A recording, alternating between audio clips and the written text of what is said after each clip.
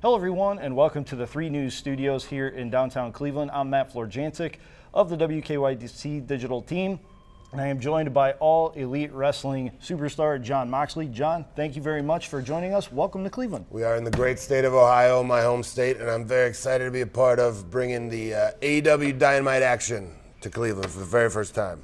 Well, hitting it right off the bat, for fans that are new to the AEW product, John, who haven't seen the shows or maybe haven't seen the shows live, what can they expect out of Dynamite's visit to Cleveland? It's an energy unlike anything you see in wrestling right now, really driven by the fans and the passionate wrestling fans who have kind of been driving the whole engine along with this AEW thing. And it's a chance to be a part of something that's new and exciting and get in on the ground floor. If you're a wrestling fan now, if you have ever been a wrestling fan, if you used to be a wrestling fan, this is what you're going to want to see. This isn't,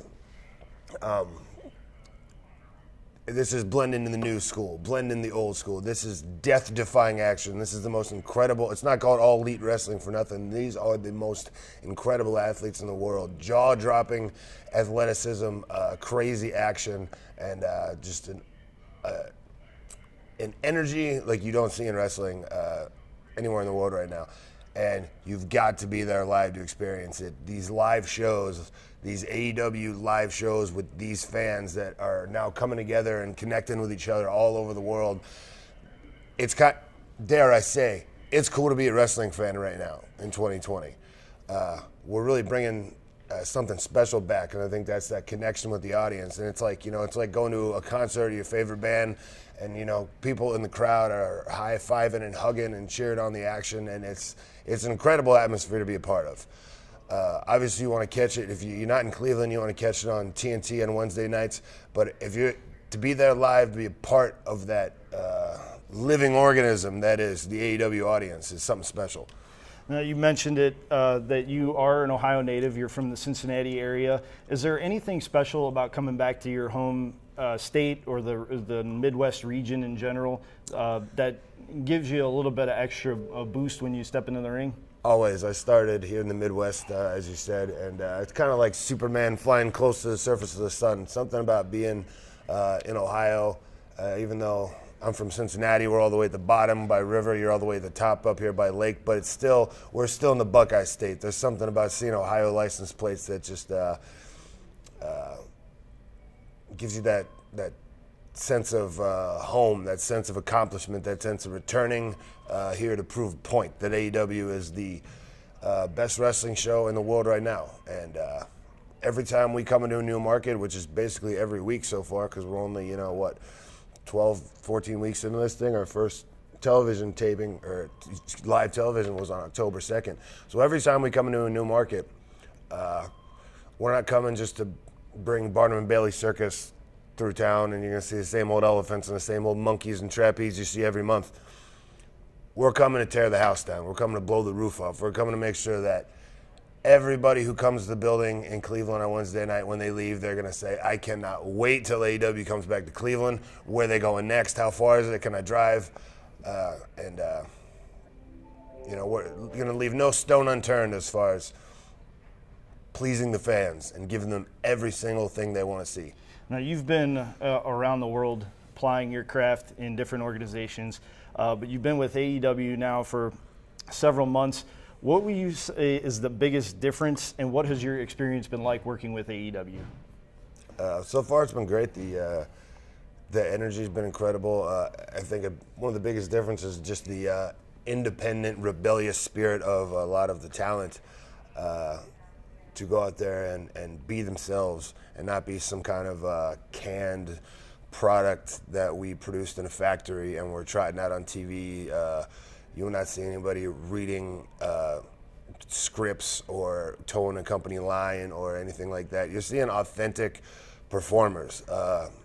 And wrestlers in general are cowboys, renegades. We're people who go into the ring and get beat up for a living and travel the world and live this kind of vagrant lifestyle for years and years to get to the top, which is where we're at now. So, these are, for lack of a better term, a bunch of cowboys, a bunch of renegades, and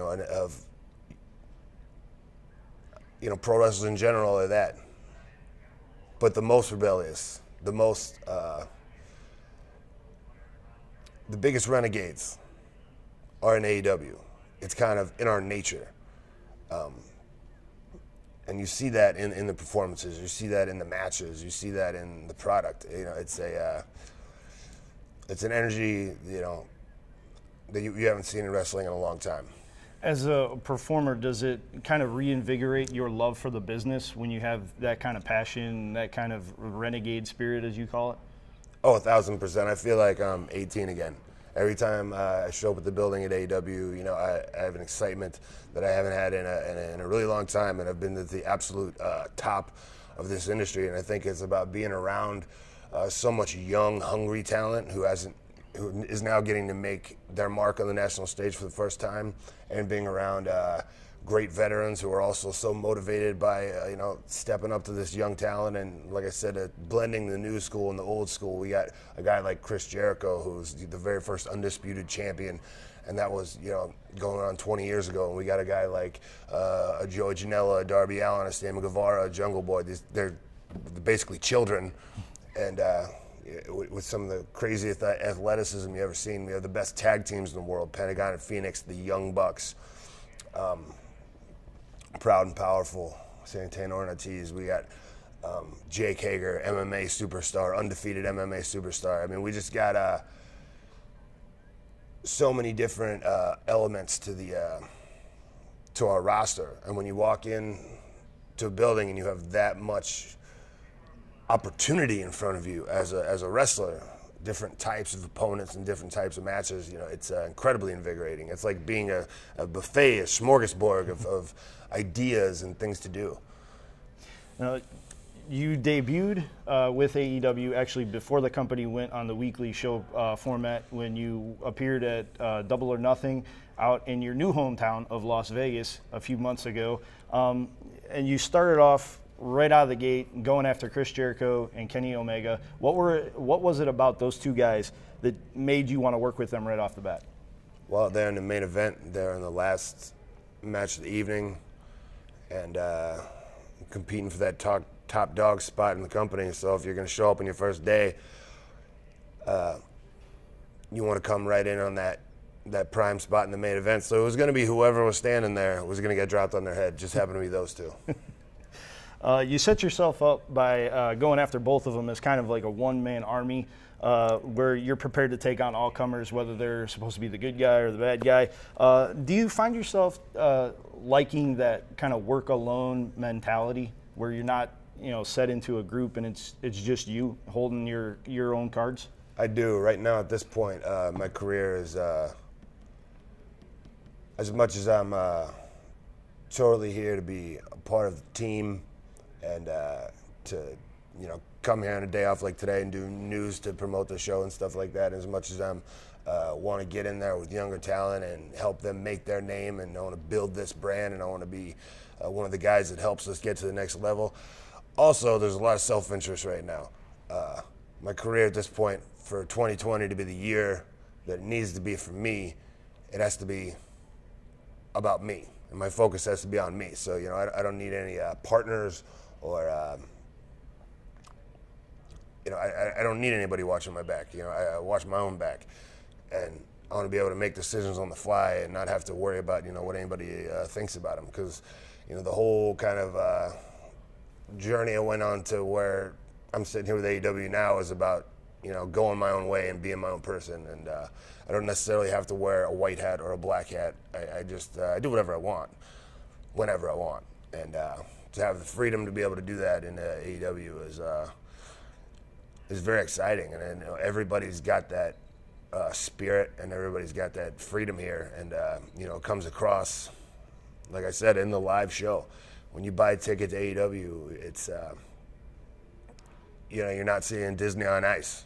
You're seeing wild, reckless performers doing what they love to do, and the biggest difference is the passion. When you see a concert or you see a dance troupe perform, whatever it is, you go to the Nutcracker, whatever it is, you want to see the performers that are really passionate about what they're doing, and that's the kind of performance that inspires you. And that's, watching AEW for a lot of fans and for wrestlers and for even myself, it's inspiring watching these guys.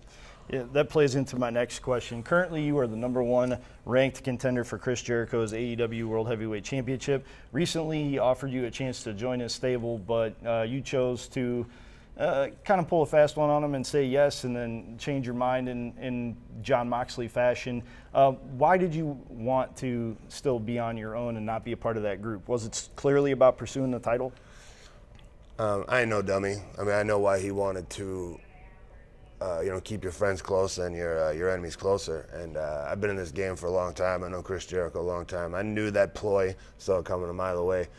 Like I said, this is about, a lot of this year is going to be me focusing on me and what I want and what, I don't want to put any, nobody can tell me what I can and can't accomplish, what I can and can't do. And if I want Chris Jericho's AEW World title, I'm going to get it. That's what I'm going to go for. And I don't care if he's got, 4 guys in his group, 5 guys in his group, 10 guys in his group. I'll do what I got to do. I'll crawl through whatever, tunnel full of crap I got to get to the other side if that's what I decide I want to do. I've done a lot harder, worse things, in life. So, right now we're looking at February 29th. You're looking at probably Chris Jericho, Jon Moxley, main event for the AEW World Championship. We got a long way to go to get there.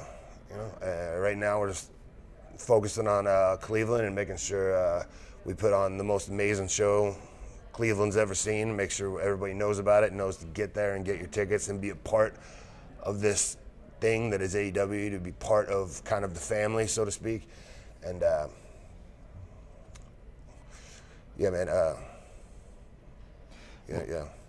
Well, Jon, thank you very much for joining us. We look forward to seeing what the future holds for Jon Moxley in the AEW ring, especially starting tomorrow night when you visit Cleveland for the very first time. That's right. AEW will be live at the Wolstein Center tomorrow night for their Cleveland and Ohio debuts, and Jon Moxley will be there, as well as the arsenal of talent that they have on the All Elite Wrestling roster. Jon, thank you very much for joining us. Thank you. Wolstein Center, baby. Be there.